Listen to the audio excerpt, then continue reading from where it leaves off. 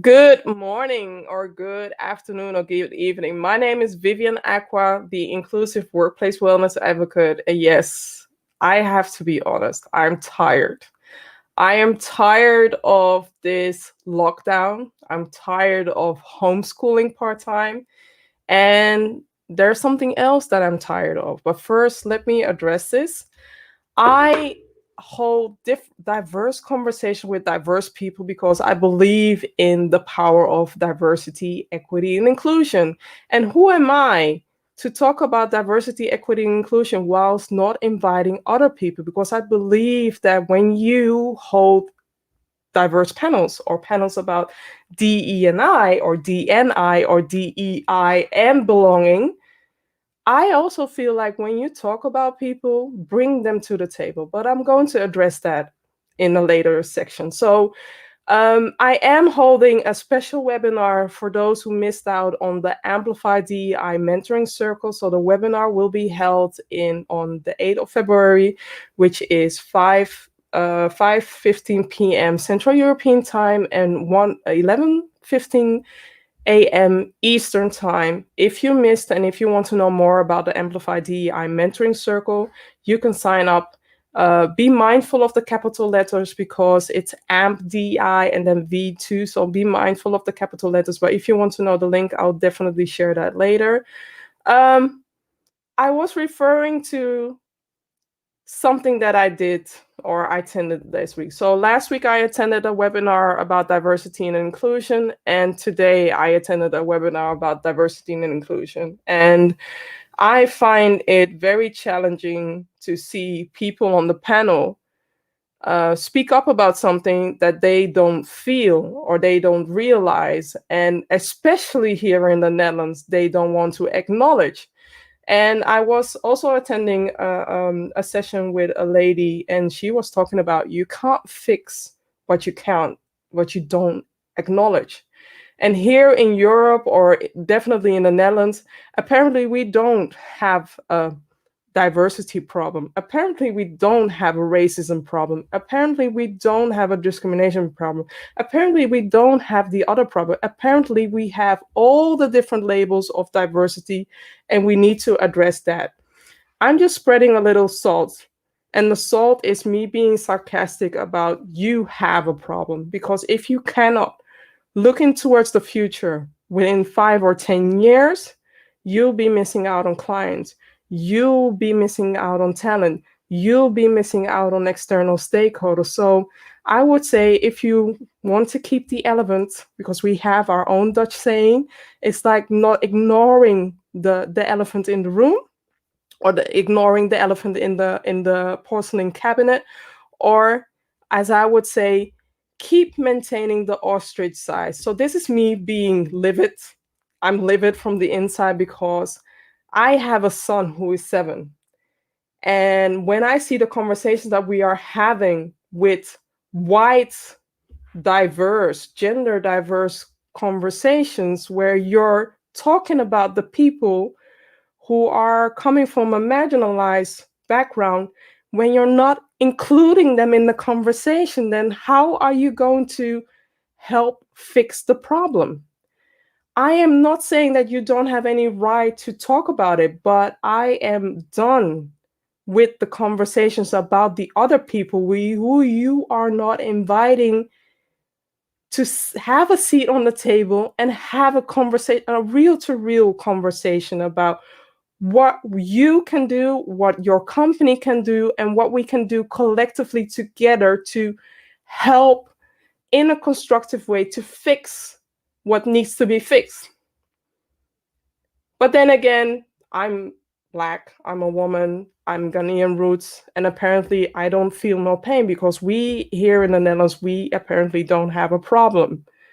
I'm just adding some salt there.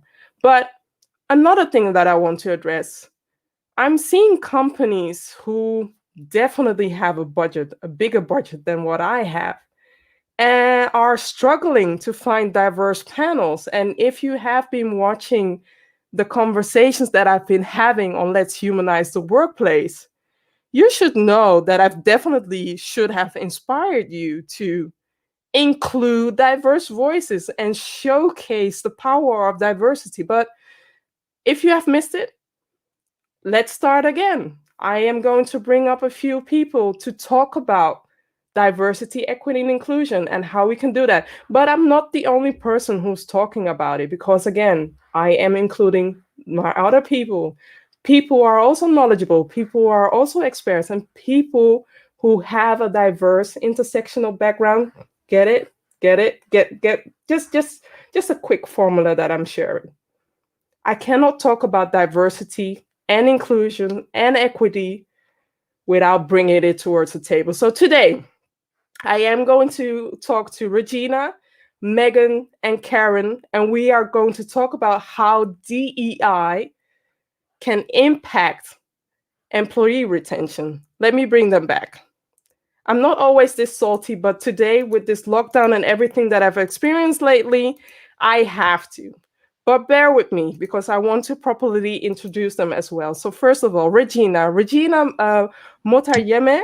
She is a Gen X Dutch native global citizen and is a DEI trailblazer with a long career in program management and operations. Megan Abman lives with the purpose of inspiring confidence and empowerment. Her mission is to foster the most equitable and inclusive working experience. Karyn Lu. She is a DEI&B, so I'll explain it: diversity, equity, and inclusion and belonging champion, purpose-driven leader and technologist. Her mission is to inspire moments of meaning and beauty through human connection. I am Vivian Acquah, and I'm sitting here from Amsterdam. So if I can reach out to people who are living across the pond, and across the pond is the US, Colorado, and I don't have the budget of the big companies, but I make it happen. Learn from that. Now I'm done.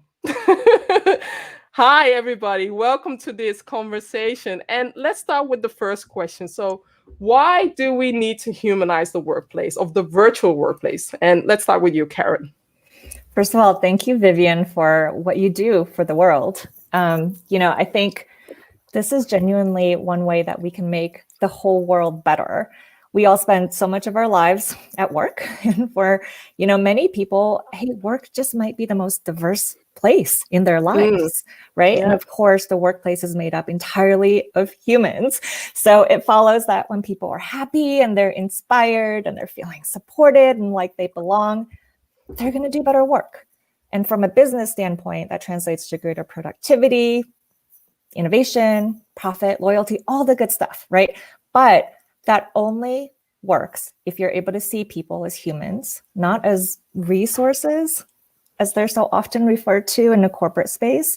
That's why I'm so happy we're talking about retention today, because it's so important to take care of everybody once they're in the door and not just focus on what can otherwise feel like a very tokenizing process, right?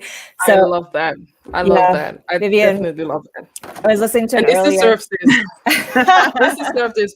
I also wanted to add that on top of the yumminess what you just shared, I also want to add, if you can create the ideal D&I culture or the ideal workplace culture, you wouldn't be having to spend that much on marketing.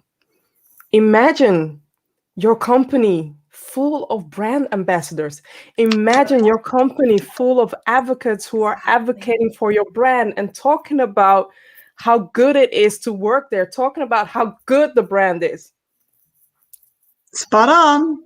1,000%. And Vivian, I was listening to an earlier episode of your podcast, and I loved what another panelist said about the need to normalize the humanity in the workplace. Yes. Oh my gosh, that resonated so much with me. I'd say nobody's thriving right now. So those of us who are able to survive, I think it's partly because work had to get a lot more personal, and probably the more supported you felt by your work, the more loyal you are right now.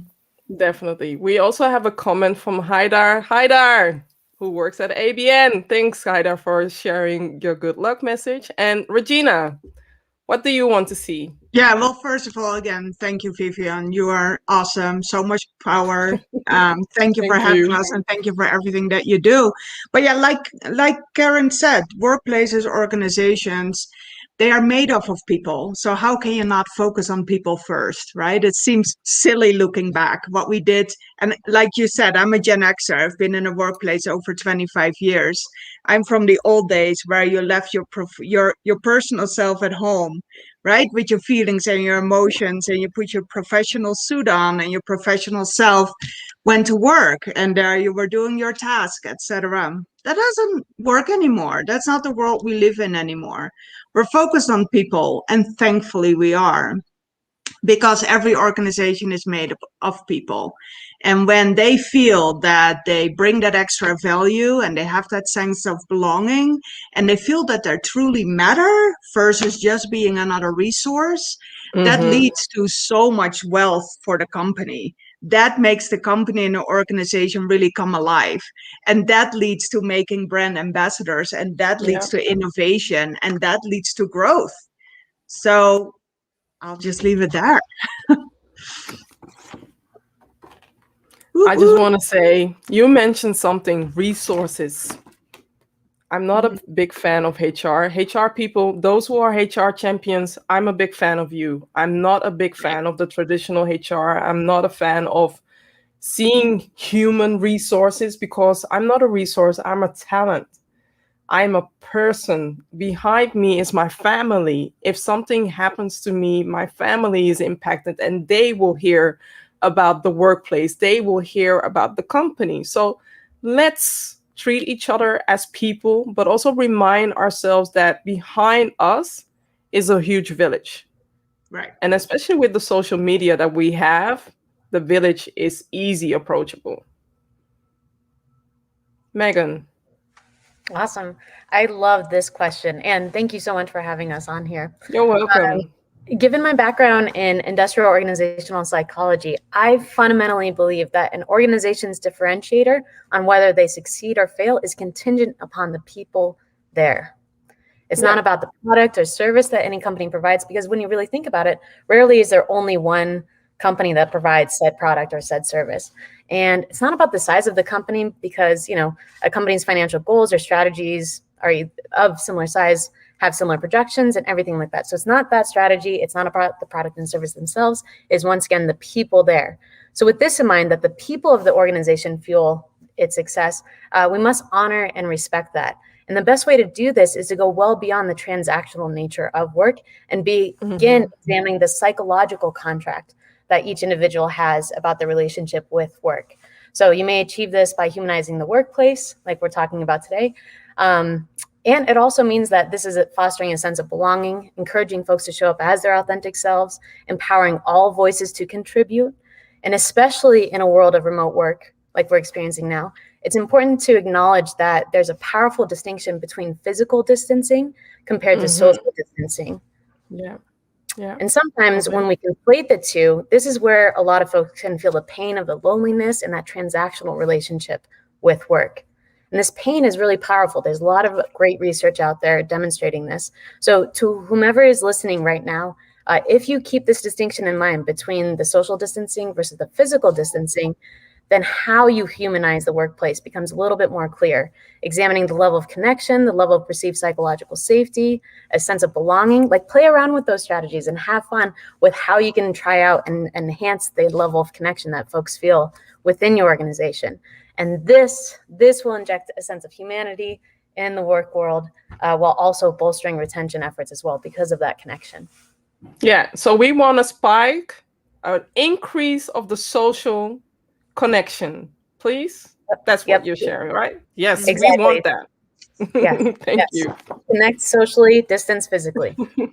Thank you. So let's go to another challenging question. Because before I go to the main topic, let's address some of the topics. Let's address the challenges. Regina, what are the biggest diversity challenges, what you can see? And can you share one of the challenges that you see? Sure. Yeah, and let me also explain that the three of us together actually have diversity, equity, inclusion, and belonging consultancy. It's called Strata RMK. So I share that because we help a lot of organizations here in the United States and hopefully soon globally as well, exactly with this question. They struggle with that. Like, we know we need to do something, but we're challenged. We don't know where to start. We don't know what to do. So to just focus on one, which is hard because, of course, there are plenty of challenges. We need to start at one. We need Right. to start at one to build Yeah. upon the next. Yeah. Very true.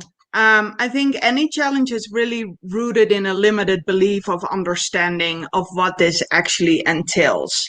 A lot of people, specifically in leadership, they stop at, oh, diversity. I hire a few extra women and I check the Yeah. box and I'm done and I'm moving on to the next thing in the company. So it's that lack of willingness to explore, because in this field, there is no start line and a finish line. This is ever evolving. This is something that we constantly need to work on. It's like a muscle that we constantly need to train. And so starting with looking beyond gender and race and looking beyond just diversity and looking at inclusion and belonging and see what that means. Let's start there. Thank you. Megan? It's hard just to choose one. But for me, it's really answering and asking yourself this question, like, how do I know what I'm doing is truly working? And this is getting at the notion of whether or not your DEI&B presence is performative in nature, or if it's truly driving meaningful results and having a meaningful impact. I need to bring you back because you are just dropping things, and we need to also help people that are not aware of what you just dropped. She just sprinkled performative just in between the conversation, but I want to also be aware of that. Some people who act performative, not addressing who, don't realize that they are performative. So maybe just help them in the conversation. Totally. Yeah. So when we're answering this first question of how do I know what I'm doing is truly working, in essence, you're examining whether or not your DEI&B presence is having that meaningful impact, or if it's just, kind of going through the motions, checking the box, more for yourself than it is for the people that you intend to serve. And everyone knows the value of an inclusive workplace conceptually, but winning over the hearts and minds of everyone to achieve it is not all that simple. So no wonder companies feel, or individuals feel, compelled to look at what others are doing, copy it, and hope for the same results. But this is where this can become problematic, because what works for one company or what works for one individual is not necessarily applicable to this other context. Exactly. Right? Exactly. And this is where most often companies stumble when they're fostering an inclusive or equitable working experience and humanizing the workplace, because they're not really seeing the people in front of them, but they think they know the people in front of them. So to help mitigate a performative DEI&B presence, I highly encourage folks to measure their efforts through employee engagement data and quantify those efforts to uphold their level of objectivity and accountability with this strategy. So I'll leave it there, but use data to mitigate performative DEI. Definitely. And include your people, include their voices. And if you don't get that much data, then that's also something that you need to be attentive of addressing. What can we do to get the data to do better? Or is there a reason why people are not being honest? Or is there a reason why people don't want to share their honesty? Provide that safety as well. Or is the organization even willing to take that risk to ask folks truly what's going on? Definitely. Thanks, Andil, for watching as well. And Karyn. Yes, thank you both so much. So one of the biggest challenges I see organizations facing is that thinking this has to be some sort of a perfectly baked initiative or program to launch upon its employees. So I'll give you an example, if that's okay. One of the companies I worked with previously, it's a mid-sized tech company. I ended up creating a rotational chief diversity officer role there. And the catalyst started when I perceived that the company just wasn't talking about DEI&B like at all. So, we all know it's not just a moral imperative, it's objectively good for your business. So I started asking why not, and just sort of voicing the importance of this conversation at work. And one day I was talking to the head of people ops, and she said, we do have a program that we've been working on and putting together. It's just not quite ready to launch yet. Would you like to help us? And of course, I said yes. And I think my first contribution was to help her see that there's no such thing as a perfectly baked program. It's always going to be a moving target. And I'm really not a fan of thinking about it as an initiative or program either. It's really got to be part of your DNA and a way of life, right? So while you're sitting there planning your program, the rest of us are sitting here thinking this silence means that this is something the company maybe doesn't care about. That's a lot of damage, right? Exactly. So I think that was a real aha for the company, aha moment. From there, then we were able to get started and learn and iterate from there. So the important thing really is just to start, and that in itself sends a stronger signal than you might realize. Exactly. I always tell my clients that when you don't share any transparency, even when you have your 6 month or your 12 month or your 60 month or whatever month goal, just share where you are in the process and if there is any movement. Because if you don't share, people will create their own fairy tale story or their own horror movie about you not caring as a company, about you not taking action, and about you. I am looking at those companies, those people, the PR, branding people that remember in June when you shared that you cared and that you did Blackout Tuesday. Remember? I'm holding you accountable because we are now 6 months in. Where are you? Where are you? Where are you in the process? Where are you to support your people? And it's not about you sharing, your story about where you are. I want you to tell your people because it matters to them. You have to work from the inside out before advocating outwards, before letting other people know that these are the steps that you're taking. Inform your people. Inform your people. I noticed that, Karyn, you shared something about Gerald, and Gerald is here right now. So Gerald is also dropping something.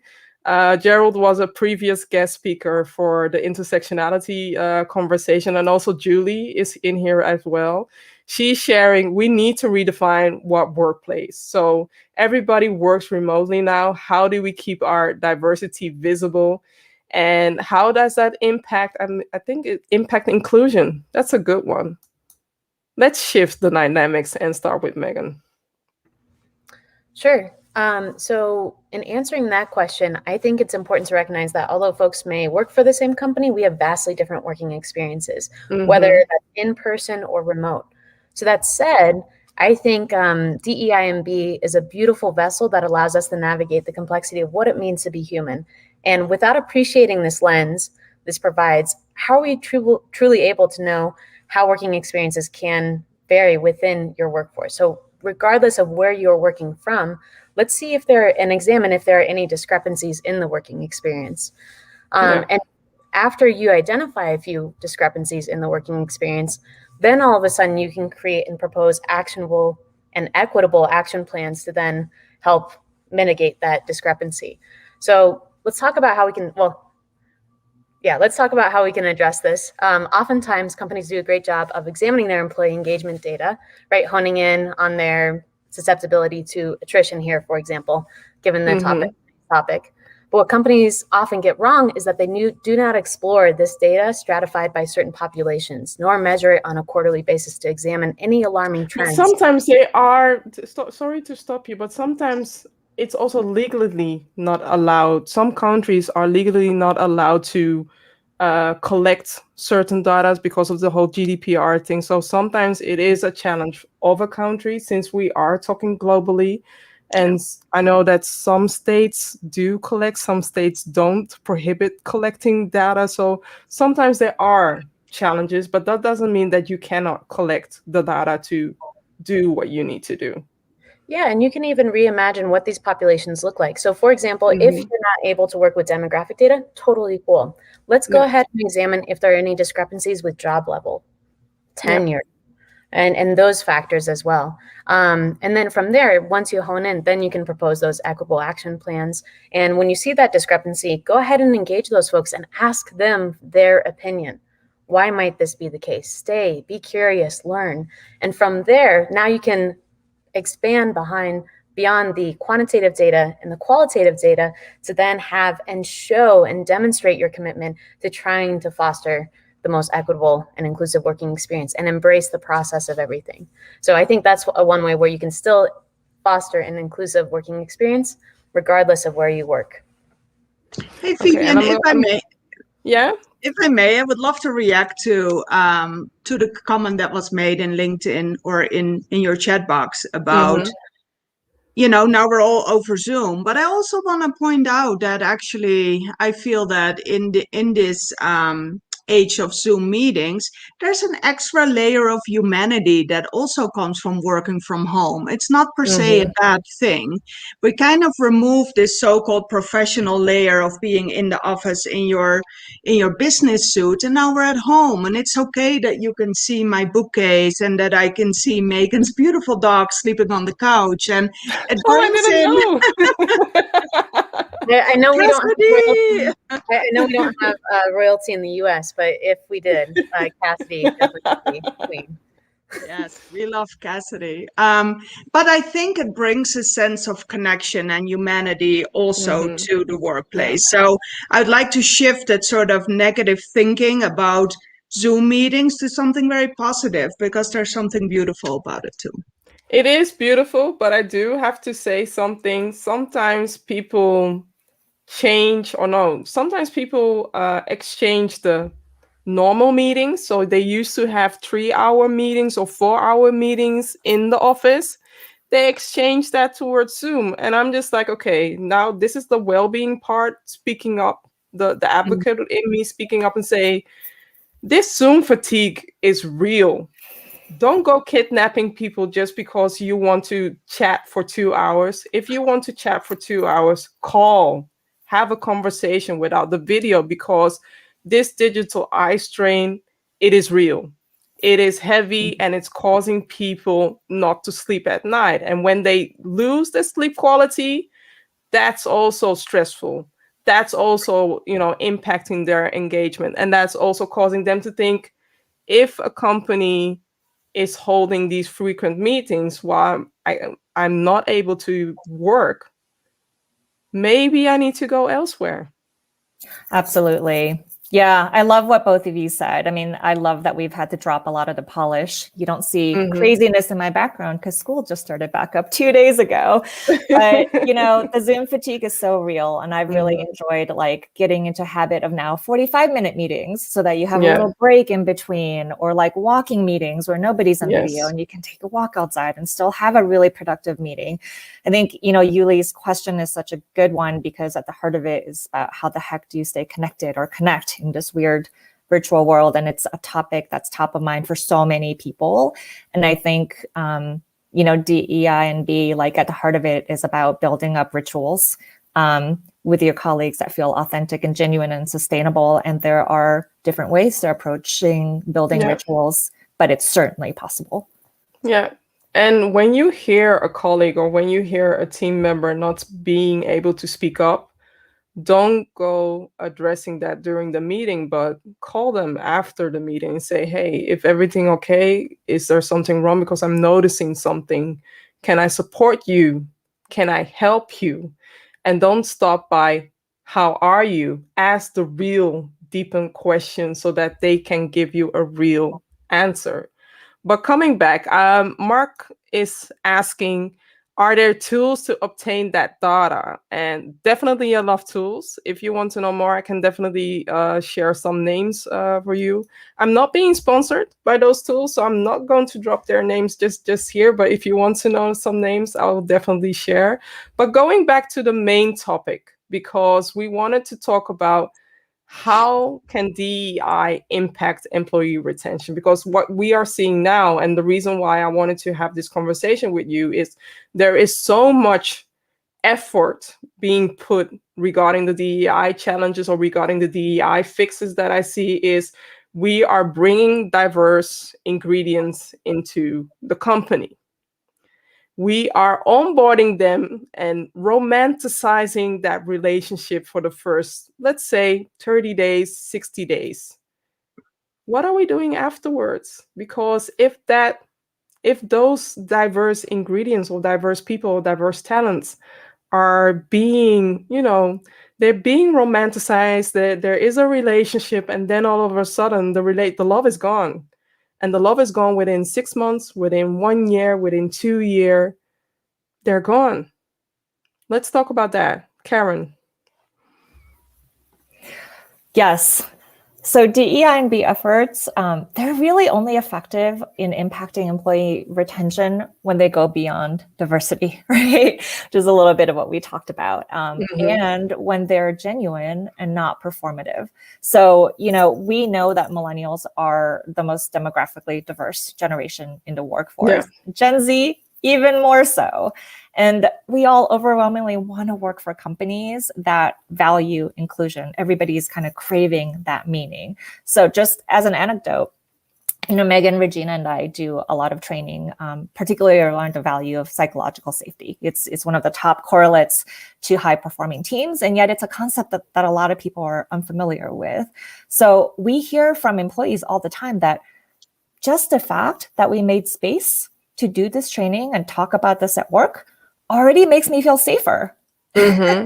Right? It's such a signal as to whether you're at a company that cares about its people and cares about being on the right side of history at the end of the day. And it means a lot to the changing workforce. And by the way, people can see right through if your efforts are performative or definitely genuine, they can see, they can look at Google, they can look at social media, they can see everything. So if you're just doing diversity for the cosmetics and they can see from LinkedIn, again, LinkedIn has a tool or a page where you can see the people and you can see who's in the board, just dropping in it there that people are not stupid. They know how to find out how diverse the board is, how diverse the management pool is, and what your real diversity number is. Absolutely. And it's not just about the numbers, but the ongoing commitment, right? So everything you do and the way you do it sends a signal. So for example, even with trainings, if you're doing the trainings as a one-off, you're like, we got everybody, check the box, we're done. That's a check the box approach. But if you're offering them in an ongoing way to kind of reinforce this common language and to welcome in new people, that sends a different message, right? It's like also Regina said, and I use this quote, diversity or the work of DEI. It's not a one-night stand where you just, you do your thing and you just forget about that person. Right. It's about keeping it's a marathon. So now you remember DEI is never ever a one-night stand, and stop treating it like it, because it's never a checkbox. We need to train our muscles and we need to keep on doing the work that we do so that everybody, and I mean everybody, feels included in this whole spectrum. Regina. Yeah, well, I would say it is not even a marathon because there's no finish line. It should always be ongoing. But to add on to what Karyn was saying so beautifully is add leadership into that. All this work should not sit within onboarding or within HR or within learning or development. It is part of everyday life, in every single interaction, in every single meeting, and leadership is part of that. You cannot, as a leader, say to your chief of HR, you put this program in place and then we can check off the box and we move forward. No, you as a leader, as a CEO, as a director, should stand up and actually share your feelings around maybe some experience that you've had yourself, show some vulnerability, create some trust, create a feeling, because feeling is what people remember. It's not per se the action, right? It's the energy you create it's the feelings you project and that you share with the people around you, and that should be ongoing. That should be part of everyday life in every action within the organization. Definitely. I do have two things that I want to share regarding what you just shared, because there are leaders that want to say something but don't know where to start. But also there are leaders that want to say something, but they are afraid of saying the right thing or saying the wrong thing. And there are leaders, remember that image that I showed you in the beginning about the ostrich or about the elephant? Right. I'm not talking to those leaders. I'm talking to the leaders, the first two leaders that want to do better, that want to really do the work. Hire a coach, hire somebody so that you can train that muscle, so that you are not walking on glass ceilings where you just fall through because you said something wrong. And also, we also have to give people credit. Yeah. We need to fall. We need to learn, not fail, learn from the failures or from the mistakes that people are making so that we can do better next time.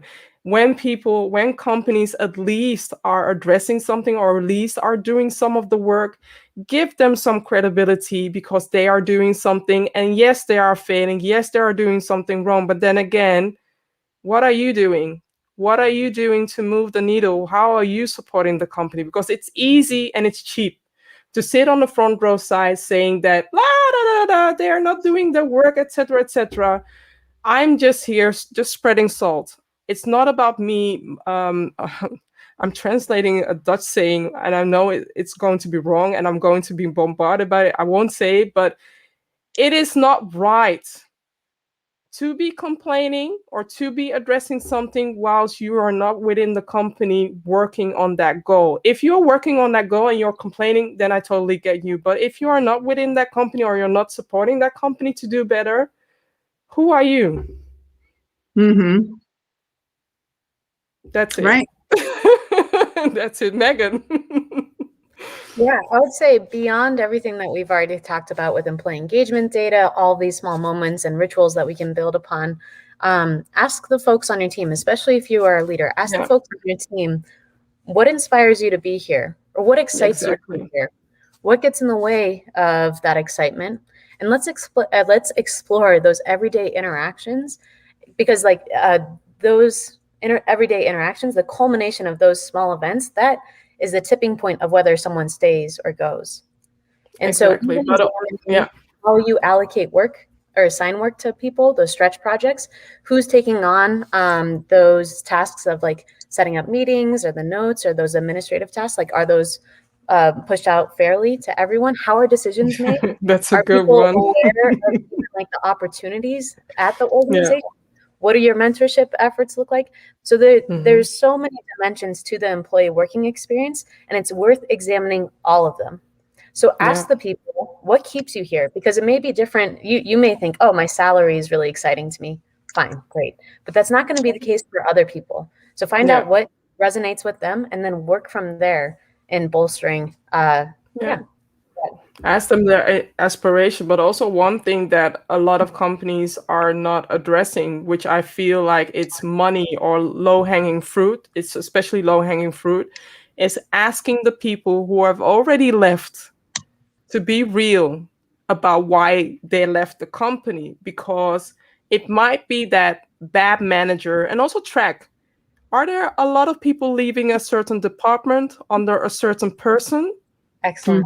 Are there maybe challenges in the results of that department and a lot of people are leaving?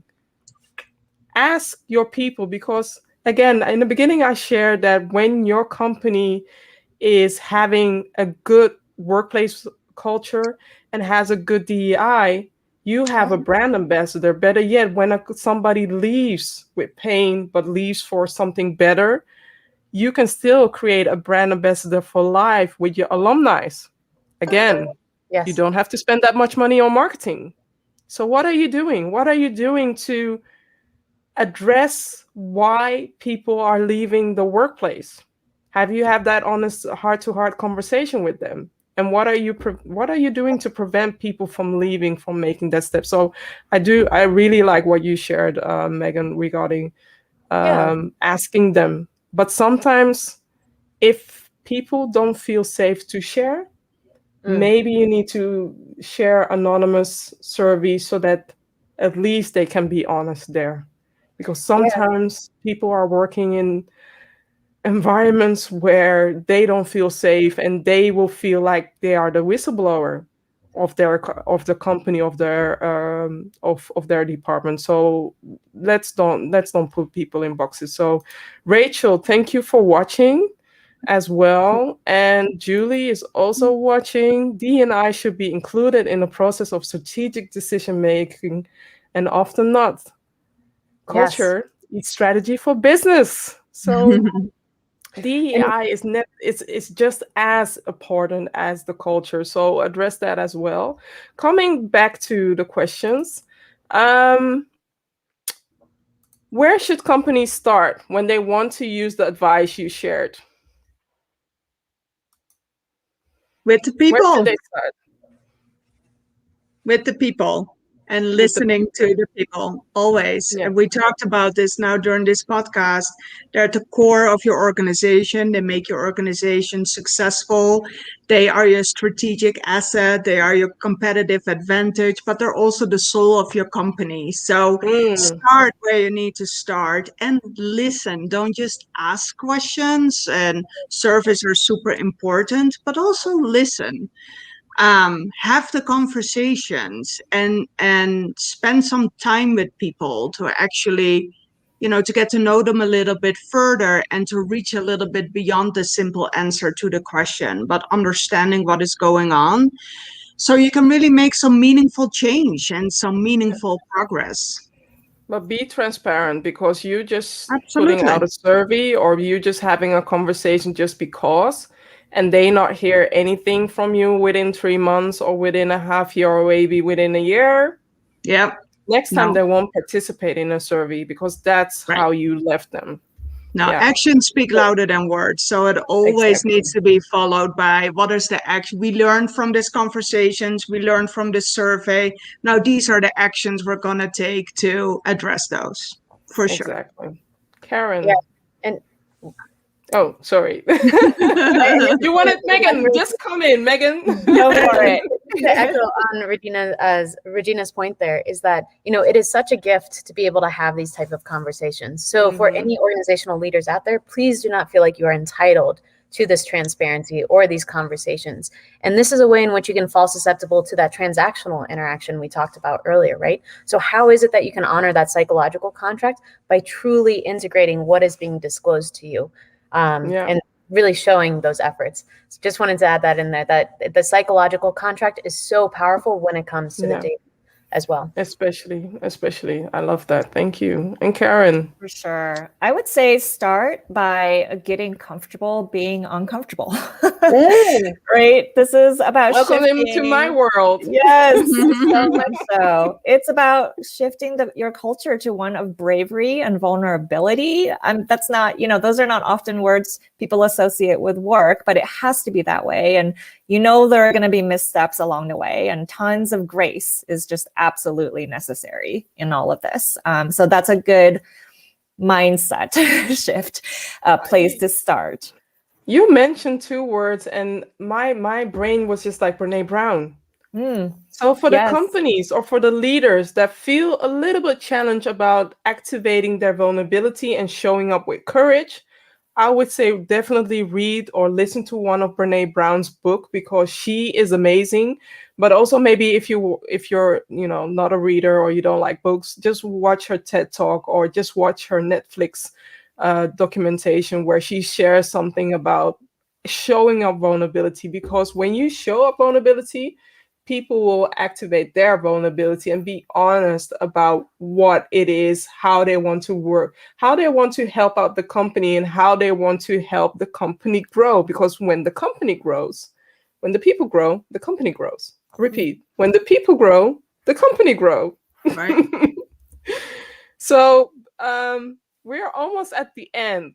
And I always ask this question because it's so important for us to think far ahead, even though this whole COVID lockdown mind game, I'm thinking like every day, I'm thinking like a week ahead. What's beyond that, don't mind.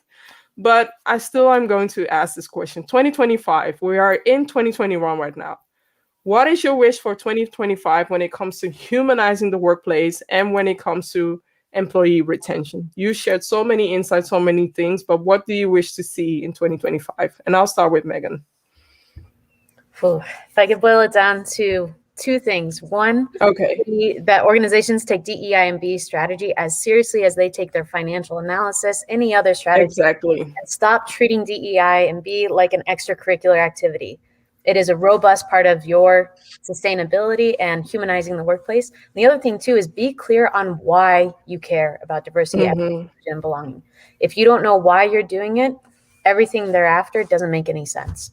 Yeah, I want to add a third part on it.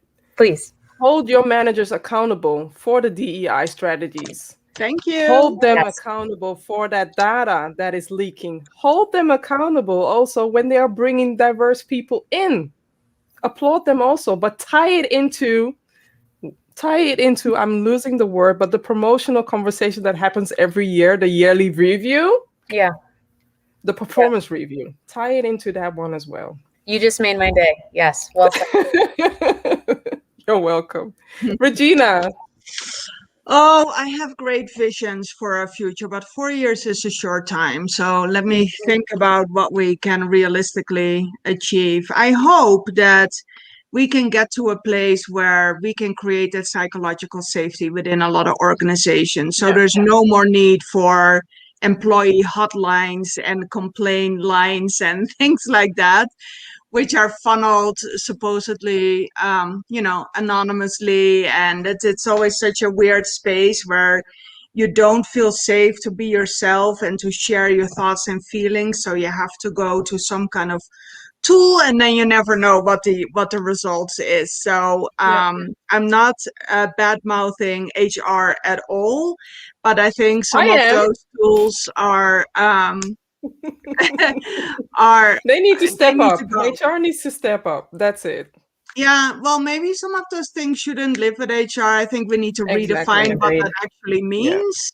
Yeah. But I hope that we can create spaces where people respect each other and create that space where we can have the conversations just with the persons that you are referring to versus sort of anonymously trying to solve things.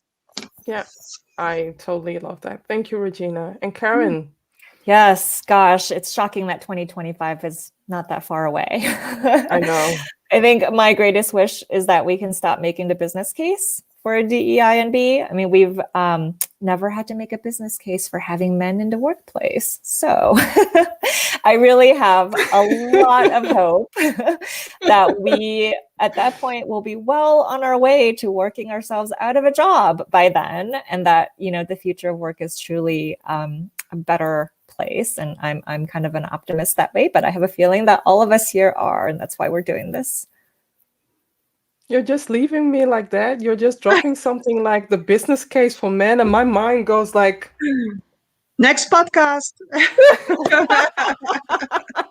My mind goes like, interesting. What if there was a business case for men? Because apparently we do have to have a business case for all the other aspects. And also something that I think that Megan or one of you shared before, that all these best practices is ideal. It's good to learn from them, but you cannot take them as a copy-paste formula, just as, all the franchise formula that you copy-paste and you put them elsewhere. Some people won't adopt that. Some people don't like that. And if you don't ask your people what they need, all these strategies that you are implementing will not work. You have to include your people as well. So I'm hoping that by 2025, we can see more organizations embracing diversity, and we can see more companies that get it, that are doing the work, that are falling, but still standing up and get it. I'm seeing a lot of comments coming in, so I'm going to address that as well. Let me see. Mark Sedney is sharing, exactly, we need to be able to feel uncomfortable and dare to be vulnerable and acknowledge our blind spots. Exactly, and willing to work on them and realize that this is also an ongoing process. Mark, amazing. Thank you. Thank you for being awesome.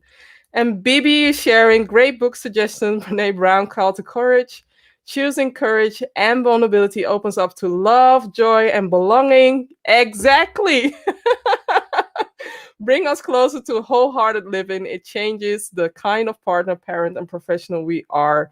We live brave and authentic. I see a Brene Brown here.